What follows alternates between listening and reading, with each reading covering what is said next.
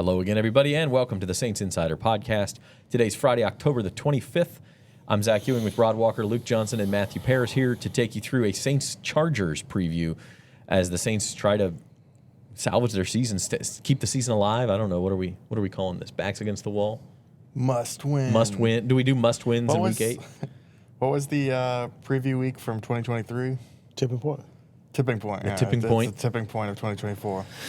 Would it suffice to say the Saints could really, really use a win? You guys instead want to talk about the big game in the Superdome this weekend? Could Taylor Swift play quarterback? I think Taylor Swift to me is more of a. I'm gonna go like a slot corner. Guys, don't overthink it. She's a tight end. Oh boy! Come on.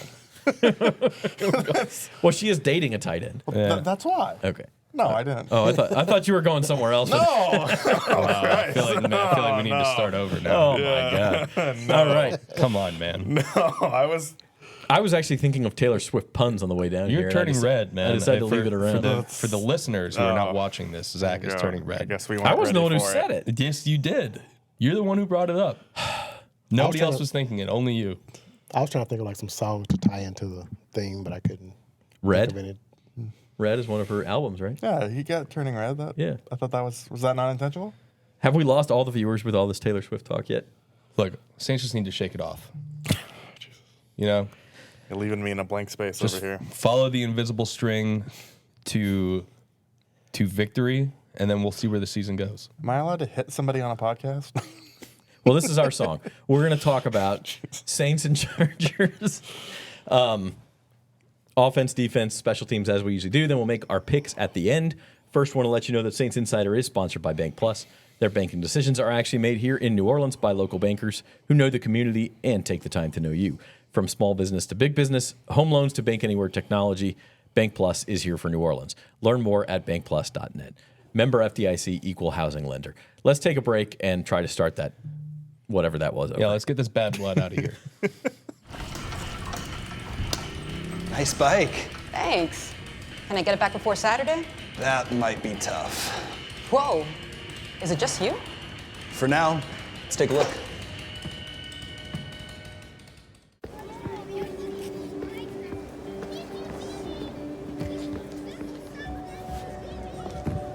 Can you reach that? How about? There's no better place to parlay than Caesars Sportsbook. Parlay Builder gives you all the game day action from all across the league. Multiple games, legs, and props, all in one spot. It's so quick and easy, you can keep your focus on the games and your nachos. Or if you're focusing on one game, remember, you can place your same game parlays live during the action. Caesars Sportsbook, the only sportsbook app with Caesars rewards. Okay, Saints versus Chargers. This is the Saints' first 3 o'clock window game of the year, right? Yeah, 3:05. Being a West Coast game, it's on Fox. The betting line, Saints are 7-point underdogs. The over-under continues to tick up, guys. It's 41 now. I'm telling you, this is an over. Why? This is an over. In the Widowmaker spot, I was going to save this for the end of the show, but when one team's on Monday rest and one team's on Thursday rest, overs hit 72% of the time. I don't know if it's tired legs. I don't know if it's a game planning thing. I don't know what it is. This is an over game. That's my prediction. Feels like there's a little bit of a blank space he could exploit there in that. Have we gone blank space twice now? Yeah, I said it earlier. We can't have duplicates. Are you looking up more Taylor Swift songs on your phone? No. All right. Maybe. Yeah, I don't even know all the new ones. They all sound the He same. needs some Evermore, God, whatever. This is the Tortured Poets department. Okay, let's go. Okay. First of all, Derek Carr has not practiced. We're talking Friday morning. Friday injury report's not out yet. I can't imagine there's any chance he plays without getting at least a practice in. Am I right in that? He's not playing. I think he'll play. I mean, he doesn't practice there's today. like they could in theory play him, but I think we're all not expecting to play. I think we're all feeling pretty confident in that. Okay, so Dennis Allen said this week that if Carr doesn't go, it's going to be Spencer Rattler again. Spencer Rattler was really bad against the Denver Broncos. Really bad. Minus 25 EPA for the game. He literally was responsible for negative 25 points in that game. as you mentioned, Luke, he was pretty good in the first half against Tampa Bay. Second half was a lot rougher. How much discussion do y'all think there was to switching to Jake Haener and giving him a try here? I don't think much. Look, I think you could look back at the Broncos game and say, it is just worth learning from your mistakes and then just deleting that. I mean, he was going into that with the offensive line in shambles, without either of his top 2 receivers against probably a top 5 NFL defense. I don't personally look at that as an indictment of Spencer Rattler's ability or his potential or his future in New Orleans. And people might feel differently about it, and that's totally fine. But it was such a bad situation. It was about as bad as it could possibly be. This is already a team that is kind of short on high end talent, and then all of it was gone against a really good defense, really good defensive coordinator who knows how to heat quarterbacks up, dial up pressures. That was, to me, more anomaly than anything. So I feel totally fine with the decision to stick with him, because I think you're basing this off of months of evaluations and not 3 hours, what happened in subpar conditions. So I think he's going to have a bounce back game this week. And I think it's still the right call, even if Jake Haener came in and played really well in that final drive. And I think it helps that he played on a Sunday. They had the quick turnaround on a Thursday. So this time he has, 9-10 days to prepare. And, hopefully he can be a little better. I mean, I know everybody wanted him to be the hero, and he ended up being the anti-hero. Oh, I didn't think you were going to join the fun. I had to get it. You had that set That up. was the first one I could think of. Nice. All Well, right. he did go through that cruel summer where he threw a bunch of interceptions in OTAs and everything. But I think he bounced back, and I think he showed a lot of stuff in training camp in the I'm first just gonna start. start doing Oasis songs. Play Wonderwall. Okay. So- something we know. By the way, the Saints, they did make a transaction. Sincere Hainsworth, who I sincerely do not believe will have anything to do with this game. Our listeners hate us right now. But we are making this sort of quarterback decision. Our transaction segment is proudly sponsored by Associated Grocers. Join our team and help support the success of local independent retail grocers. Apply today for available positions at Associated Grocers. Matt, I think Rattler said the right thing this week, though, when he was asked kind of what he needed to work on, and that was not making bad plays worse, which is something I definitely think he did have a little bit of that panic in him against Denver, and when things started to go downhill, he was not able to turn it around. Yeah, I mean, we just saw the entire operation last week kind of break down. He's had this is something that Clint Kubiak talked about, is he's got to do a little bit better of a job pre-snap of recognizing where his pressure is coming from. Now, it doesn't help that the interior of the offensive line was decimated and all that, but those are just sort of things that you're going to just gain with reps, and he hasn't had those reps yet. But I think why it's worth sticking with him is, he's shown enough, I think, that he did play a lot of college football, so the learning curve, I think, is better than maybe your average rookie. I'm listening to you guys, and I think I know the answer to this question, but if he has a rough first quarter, throws a pick, turns the ball over, misses targets, is there a chance he would see a hook in this game? I would say yes. I just think at this point in the season, I think when you get desperate, you have to do some desperate things, and that's not a Taylor Swift song. It's just it probably sounded like it, but I think they will. I think if he struggles, they just have to make a move and and try to right the ship. Yeah, I'm with you on that. I think he's earned the opportunity to start again, but if he's still just over his head, this is not the type of situation where you're benching a starter, right? This is still a rookie who's still learning on the job, and if it's clearly too much for him, then you go to the other guy and see what he's got, because they do like Jake Haener.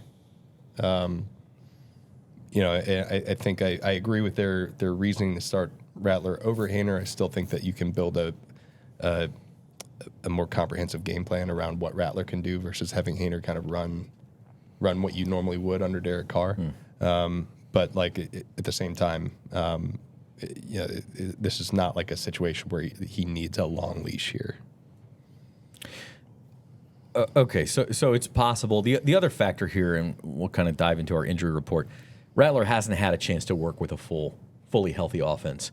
And still no Eric McCoy. Obviously, Rashid Shaheed's out for the season, but this is as close to a healthy offense as the Saints have right now, minus Derek Carr. They're going to get, it looks like Taysom Hill back, Cesar Ruiz back, Lucas Patrick, Chris Olave, and then on defense, Pete Werner will be back. Marshawn Lattimore looks like he's good to go. So the Saints are getting healthier. They've used injuries as kind of an excuse without saying it's an excuse for a few weeks now. How much difference do these guys coming back make in your eyes? I mean, outside of Eric McCoy and Derek Carr, two probably Huge two out losses. of their 4 most important players on offense. I think you could make an argument that they're getting their best overall offensive player back in Chris Olave, and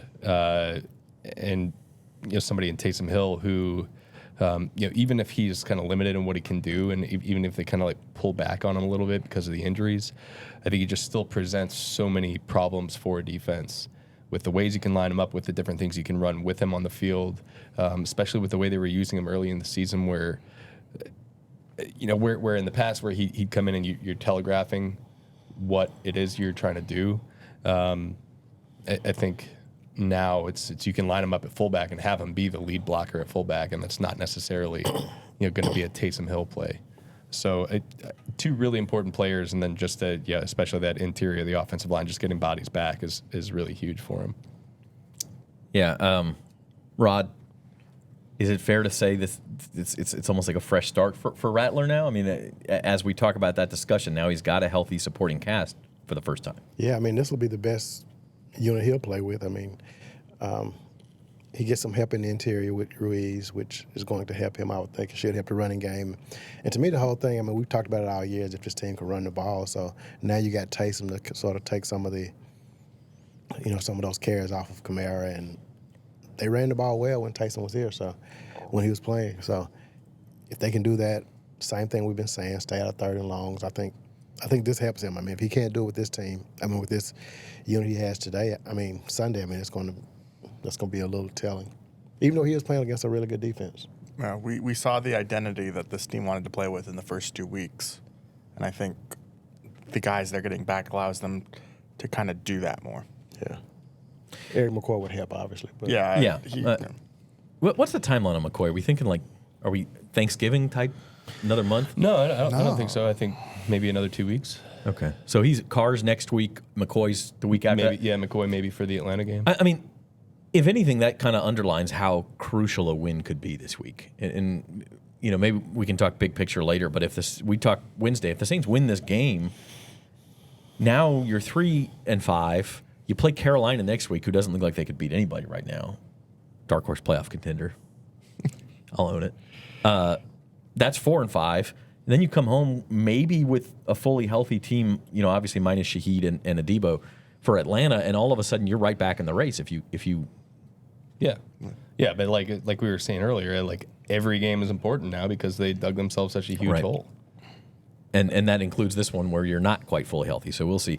If you enjoy the content, give us a like, subscribe to the channel, NOLA.com, Saints on NOLA.com, is that what it is? Saints on NOLA.com YouTube channel.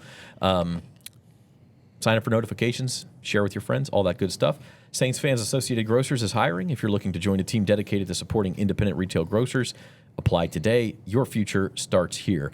Let's take our second break, and we will do our game breakdown, offense, defense, special teams, and our picks after this.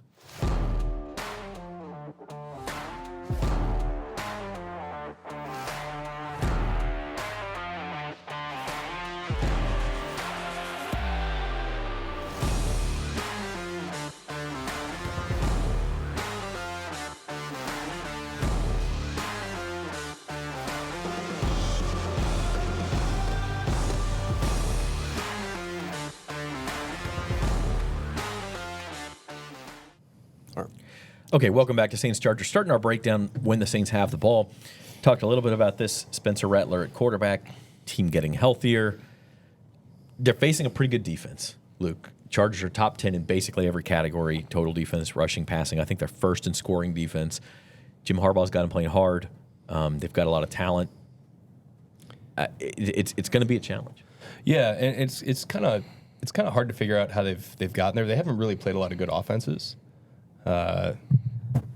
Vegas, Carolina, Denver. Pittsburgh. Pittsburgh is the only team that's scored 20 points on them this year. They've played Arizona's got a decent offense, but yeah, I think they're like number 17 in scoring this year. So like, I don't know. They're like a weird defense. Like the stars on the team aren't putting up huge numbers. I think Khalil Mack has 2 sacks and Joey Bosa has 1.5. As a team, they only have 13 sacks. Derwin James hasn't put up a bunch of big numbers, but then I don't know. They've only given up 5 touchdown passes this year. They've got a top 10 run defense. So they're like a little funky to me. I'm not really sure exactly what to make of them because the numbers are really good, but I don't really understand exactly how they've gotten there. I think there's a chance that they're gettable, and maybe they've just been kind of a product of who they play, but maybe they're a really good defense. They have Poona Ford in the middle, who's kind of like an afterthought addition this offseason. He's been really good for them. I think their linebackers have played really well. And then, obviously you got the big name players there. So, a challenge for sure.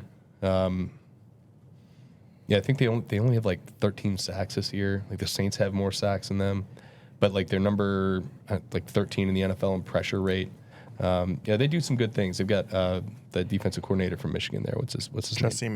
Jesse Minter. One thing I didn't look up is the number of plays, because I think part of the reason their yardage and point totals are down is because the offense, especially if they have the lead, they keep the ball a long time. It's one of those best defenses a good offense type things. Yeah, the thing that confused me about them is you look at these good run numbers, and then the Cardinals rushed for 181 yards against them, which Kyler Murray had a 50-yard touchdown run. Yeah, so maybe that's something that Spencer can do. Maybe he can, he's popped off a couple of, decent runs, and if they can do that, that would help the Saints in this game. I do think they're going to have to try to run the ball against this team, because I think the Chargers' plan will be not to let Spencer Rattler.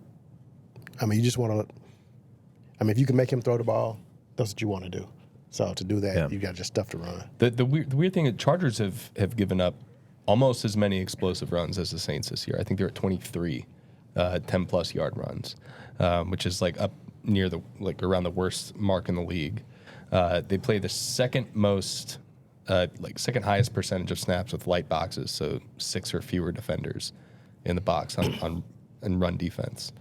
And they're giving up 3.5 yards per carry after contact this year, which is I think the second or third worst number in the NFL. So it is possible to run the ball on these guys, right? Even though their run defense numbers are generally pretty good. I think if the Saints get these guys back and they can kind of get back to their fundamentals, the stuff they were doing really, really well early in the season when they had a more complete component of players, there's a chance for this to be a bounce back day for the rushing offense. Matt, why do you think Taysom Hill has been so closely tied to the Saints' rushing success? We all talk about how they want to run the ball. Even within the Atlanta game, we saw when he was in there, they were running it down the Falcons' throat. When he went out, they couldn't. Eagles game, he missed. They were having trouble. They've had trouble since he left. Why is he so closely tied to it? Yeah, I think the versatility is a big part of it. You don't know whether he's going to be, if he lines up at fullback, is he going to spring to the flat? Is he going to serve as a lead blocker? I think he's actually a really good lead blocker. That's kind of been maybe the underrated part of why they've been so successful rushing, is he really gets in there and can move guys. And then he's explosive when he actually gets the ball. That change of pace. A guy we haven't talked about, but I thought kind of had a nice game against Denver, and see if he gets more involved, is Kendre Miller. They just need that explosive factor on offense right now, and I think Taysom Hill gives them some of that, even though he's 34 years old. Yeah, I agree, and I think if they can lessen the load on Kamara, we've talked about that for a few weeks. He's banged up. He revealed this week he's been playing with a broken hand. He had the broken ribs. The guy's been a warrior, but they don't need to be giving him 20 carries a game, I don't think. I mean, we've been saying that. Yeah. But in desperate times, I guess, because he's their only good player left on offense who hasn't been hurt or hasn't been missing time because of injuries. But they do need to ease off the gas pedal a little bit on him. Yeah. Give Kendrick Miller and Taysom Hill some opportunities. Another number I saw in the Chargers game, they missed 16 tackles against the Cardinals, which, we know about. Saints-esque numbers. Yeah. Might have played flag football or something. They hired Dennis Allen? Or? Zing. One more note on offense. Marquez Valdez-Scantling enters the rotation this week. Do we think he's going to be eased in? Is he going to be thrown right out there as kind of wide receiver 2 behind Olave? How much usage do you guys see for MVS? Yeah, I don't know, 25-30% of the snaps. So not immediately fully into the starting rotation. But he'll have a role, I think. I don't know. Maybe y'all disagree with that, but I think there are like some elements where it's not just like he has familiarity with this type of system, but as Clint Kubiak was explaining yesterday, there's more that goes into it between like the timing and what they specifically want out of the player. I mean, he's certainly going to go in there and run some vertical routes, but like they need him to be more than that in this offense. Matt, you going over or under 30% of the snaps? I would go slightly over, but that's just if I had to guess, I would pick around 30. He played a lot in Buffalo, even though he wasn't very productive. He played, I think Jeff was saying it's 30%, 35. He played quite a bit for a lot of snaps, just not a lot of production. Yeah, and that's kind of been the story of his career. But I think he can help them. I mean, it was surprising last week to look up the snap counts, and Bub Means and Mason Tipton led New Orleans in like receiving snaps. Cedric Wilson was more productive, but the first thing Dennis Allen said when we asked him what he liked about Marquez Valdez-Scantling is that he's played in this league. And, that may be a low bar, but this is a very inexperienced receiver group. And so I think they're just looking for someone to come in here and kind of know what they're doing, and we'll see if he can provide that. Yeah. I think. I mean, he is definitely a guy too that, like, he really still can take the top off of defense. And without Shaheed, you need to have that, especially if you can get the running game going. Those shots may be there. And you've got a quarterback who's willing and capable of pushing the ball downfield. Like it wouldn't surprise me if he played 20% of the snaps, but got 2 targets on vertical throws, and they connected on one of them for 45 yards. And that's really all you want from him. That's what you're asking. Yeah, that's what I was going to say. Just that I think he will get a lot of snaps, and I don't think he's going to get a lot of targets. And again, it goes back to I think they're going to want to run the ball, but just kind of repeating what Luke said.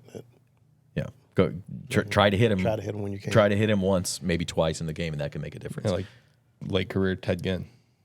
There you go. Okay, so that's when the Saints have the ball. When the Chargers have the ball, interesting team because I mentioned they kind of a ball control. They want to run the ball. That's changed a bit the last couple of weeks. They have thrown more, and it wasn't like they didn't have the lead. They had the lead in Denver, and Justin Herbert still threw like 38 passes or something, and then last week in Arizona, kind of a back and forth game, but they threw the ball more. So they have shown as Justin Herbert's gotten healthier, he missed half a game earlier in the year, that they're going to let him throw. But their injury report is kind of littered a lot. Ladd McConkey's on their injury report, hasn't practiced. Quentin Johnston hasn't practiced. Tight end. Yeah, tight. And then there's another receiver too who hasn't or is limited. I think DJ Chark's on. Yeah, DJ Chark is just coming back off of injured reserve, so we don't know whether he'll play. So there's a team little bereft of weapons. That was one of the criticisms of their offseason. What do you guys think? Will we see more of a running? The Saints have had so much trouble stopping the run that's the obvious game plan. Yeah, I mean, like, generally speaking, if I was a Chargers, I'd be like, we've got like an alien at quarterback. Let's use that guy. But then you're looking at the Saints being what they are and what they have been the last couple of weeks, and like I bet Jim Harbaugh is just like, oh baby, we're playing Big Ten football this week, boys. Let's go out and mash these guys. That's how you got to play this. Who's got it right better now. than us? Yeah, that is. Yeah, that is his thing. He's not going to say that about their wide receivers. Oh, everybody. Man, I wish we had Bub Means. No, but you know what I'm saying though. It's like I wouldn't, even though Justin Herbert's really, really, really good. I wouldn't want to go against what is still the strength of the Saints defense with that group of skill position players and avoid the thing that the Saints have like shown absolutely no ability to stop. Right? I think they're going to feed the crap out of J.K. Dobbins and Gus Bradley and Gus Edwards. Gus Edwards. he's Sorry, hurt, Gus Bradley's a DC. Gus Edwards, and make the Saints prove they can stop it because they haven't done it lately. And maybe the Saints figured something out in this long break and had some hard conversations with people about what they're doing wrong. But like, maybe they're just really bad at defending the run. And I think we're going to see some sort of an answer this weekend, one way or another. Rod, I think you made the point in one of your columns that the Saints have faced 200 and something defensive snaps over 3 games, or maybe I'm confusing you. No, it was like was it 230? I can't remember. It was a No, lot. It was a big number. For more than 70 a game. Yeah, for like an 11-day stretch where they had a Monday, Sunday, Thursday. Maybe just rest helps a little bit. Yeah, I mean, I was on some radio show, and that was one of the things, and I wasn't trying to make an excuse for them, but I said, okay, maybe it is fatigue, especially when you're not getting out the field on third down. So late in the games, it gets worse. But, I mean, this team's been kind of bad even early in games. So so we'll see. I mean, they've had time. They can't use that for an excuse after this game. So I don't know if 10 days was enough to fix their problems, but that's going to be the big question Sunday. That's the thing is if you're the Saints, just like you have to know what they're going to try to do.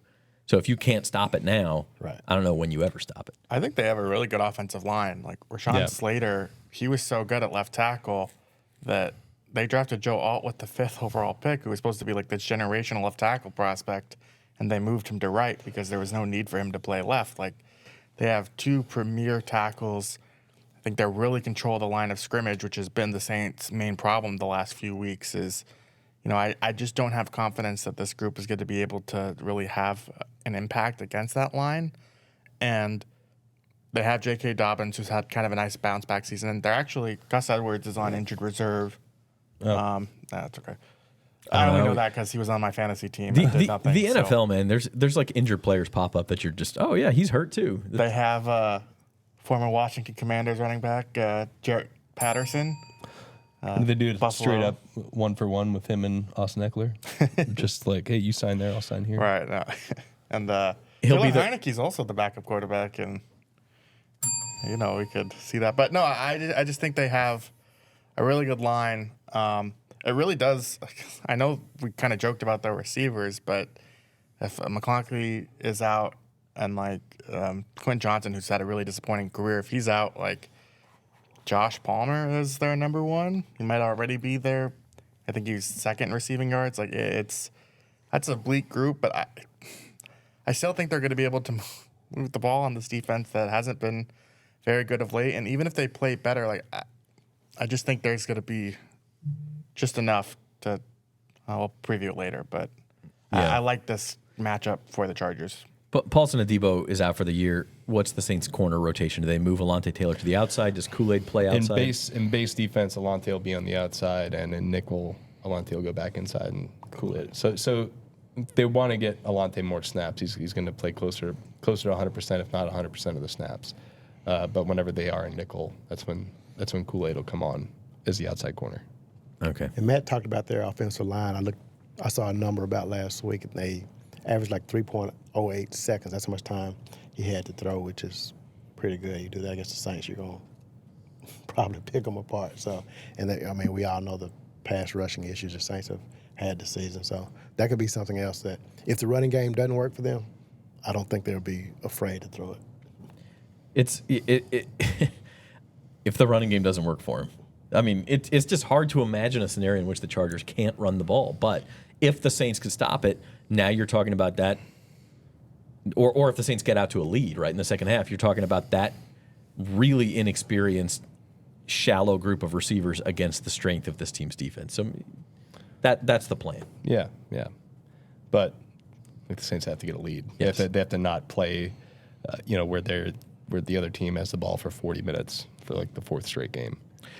I guess Atlanta was the last time the Saints truly had a lead in a game that. This is the last time they had a lead at all? No, they led Tampa Bay. Sure, Yeah, they came back and led Tampa. Tampa Bay briefly. Yeah. But certainly that's the last time they got out to a lead in a game and could make that part of the game script. Although even in Atlanta, they were behind from the get-go. So interesting. Moving on to special teams, one note I found here, the Chargers have the fewest kick returns in the NFL and tied for the fewest punt returns. So they're not even trying to bring the ball out with these new rules.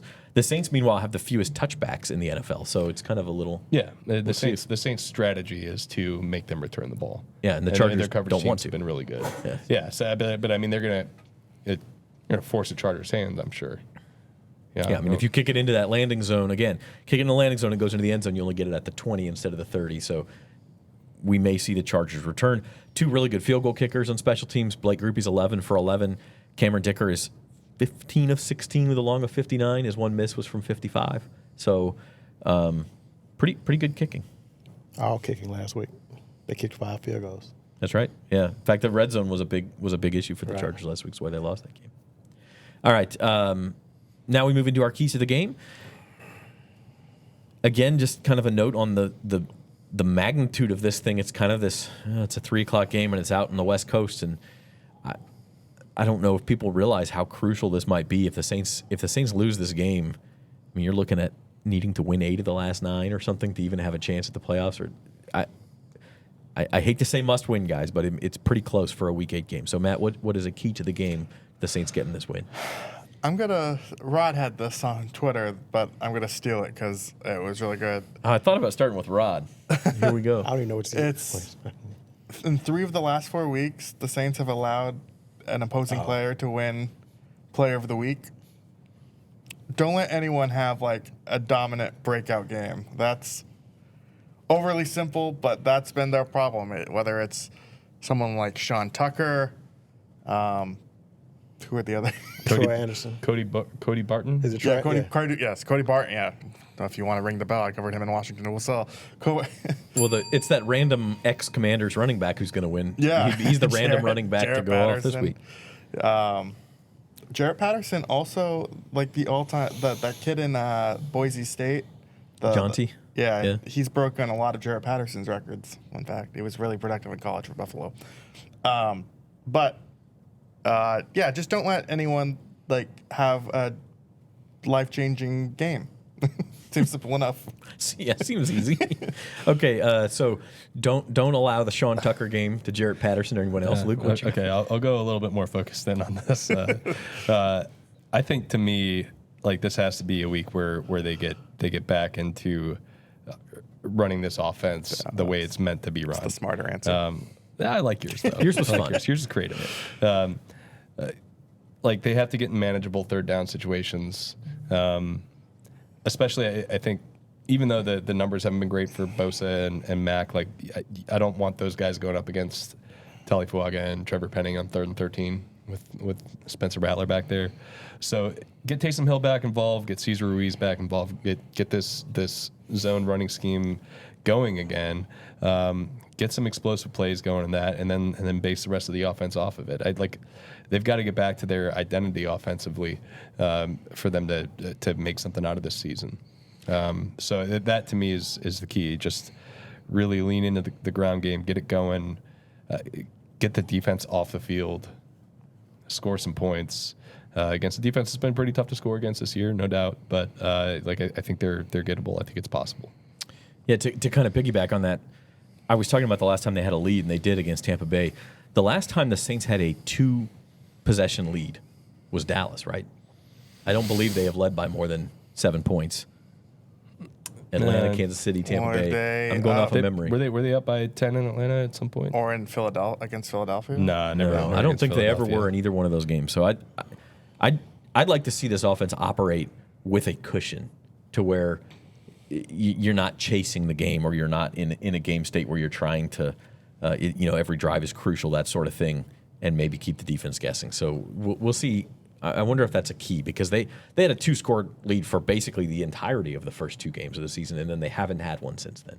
So I do wonder if that's something. Obviously, it's easy to say get out to a 10-point lead, and everything will be okay. But I think that's maybe a key for this offense. Rod, what you got? You're kind of piggybacking off of that. The Chargers haven't scored in the 4th quarter in I don't know if it's 4 or 5 games. Like the offense just really shuts down late in games, it seems like, as far as touchdowns. So I think getting a lead is important. But I think the Saints can somehow put together one of those long drives and just kind of keep the Chargers off the field.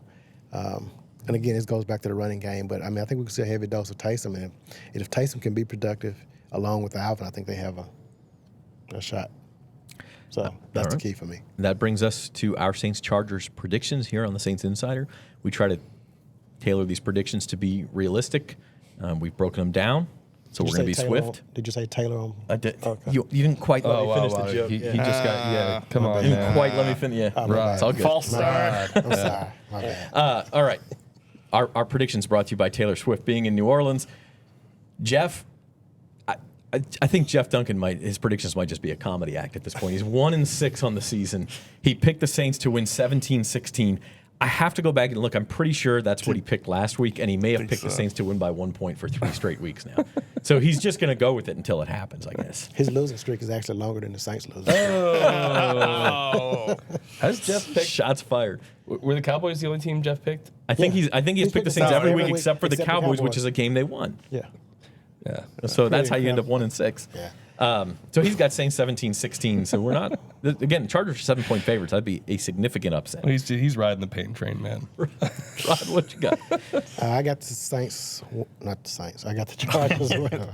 I had the Chargers winning 24-10, and I kind of, and you kind of, I don't know.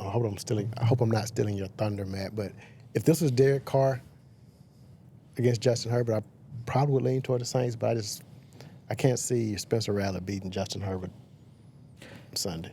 I know it's not going to come down to just those two, but I don't see that happening, and I also don't think the Saints are going to be able to stop the run.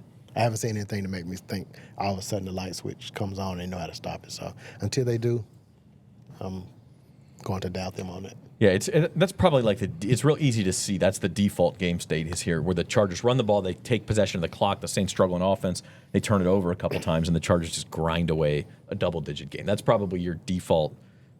That's the most likely outcome here. I picked the Chargers also 26-18. My hot take here, and the Chargers haven't scored a touchdown in 15 drives, by the way. You mentioned they got the 5 field goals against Arizona. Didn't score a touchdown in the second half in Denver. They had a big lead, but it's been 15 drives since they scored an offensive touchdown. So Dr. Saints is on his way. We'll see if they can get going. My hot take here is that the game does go over the 41. I think turnovers might contribute to that, or field position. I think the Saints offense does get a little healthier and get going a little bit. We see Rattler, maybe make a couple of big plays and keep this thing interesting. But ultimately, Chargers too solid, 26-18. Okay. I think in a vacuum, I would have taken the Chargers probably 7 or 8 times out of 10. But there's, I think, a lot of things working in the Saints' favor here. I'm picking the Saints to win 20-18. I think the fact they're getting 4 starters back on offense is huge. 3 really important starters. And Lucas Patrick, I think, was playing well when they had more of the line in there early in the season. So that's big. The Saints playing on 10 days rest versus 6 days rest for the Chargers is big. The Saints being an absolutely desperate team right now, I think, is going to work in their favor. So I really, even though it's still Spencer Rattler in there, even though the Saints have just been nothing but doom and gloom for a month now, I really do feel like they get it done this weekend and maybe springboard themselves toward the path of being relevant again once they start getting more and more of these guys back, and they start playing a lot of these kind of either middle of the pack or bottom of the pack teams in the NFL. From a gambling perspective, which, as you guys know, is my vice, this is the perfect spot to pick an underdog in the NFL. You wait for them to get more points than you think they would get. You wait for the rest advantage. You wait for the more desperate team. You wait for the team that's getting healthier. I mean, all of those things point toward the Saints. So I don't think it's crazy that they could pull this off. We got 2 Saints picks and 2 Chargers picks. Matt, break the tie for us. I've got the Chargers 20-10, and I think that if Derek Carr, like Rod said, if Derek Carr was healthy, I would pick the Saints a lot for the reasons that Luke just mentioned, but I just don't think Rattler at this point of his career can really get these guys into the position to win that game like that they need to. Like that 20, I think, is going to be baked into like a pick 6 or a fumble for return for a touchdown. Like, I actually don't have. I think the defense can maybe bounce back a little bit this week, and even though that the starters are returning for New Orleans, I just don't really have like I just don't think it's gonna be like, all right, we have our guys back. We're gonna be sprinting out of the gates. I think it'll still be a little sloppy. It'll be like I just don't think their run game right now hasn't really been that explosive, and I just don't think they're gonna get back there against what has been a pretty good defense. So I've got the Chargers in this one. And I'm gonna make one prediction real quick. Kendra Miller has the first 20-yard run by a Saints running back since 2022 this week. I like it. Any other random predictions? Kool-Aid's first pick? You want to go with Spencer Rattler's stat line again? Yeah, okay, sure. I'll go 195 for yardage, 0 touchdowns because we'll have a rushing touchdown by Taysom Hill, and a pick and 4 sacks. Completion percentage? 57.5. I love it. That's awesome. We're right. 57.5. 57.5. Okay, so on one hand, you have the rest advantage that the team getting healthier. On the other hand, doubts about Rattler and the run defense. We'll see what happens. No matter what, we will have a post-game show for you on the Saints Insider YouTube channel and these Facebook pages Sunday about 20 minutes after the game. So tune in for that, and we'll see if the Saints can kind of keep their season alive here. For Norman Bell, our producer, Rod Walker, Luke Johnson, and Matthew Paris, I'm Zach Ewing. Thanks for watching the Saints Insider. Folklore.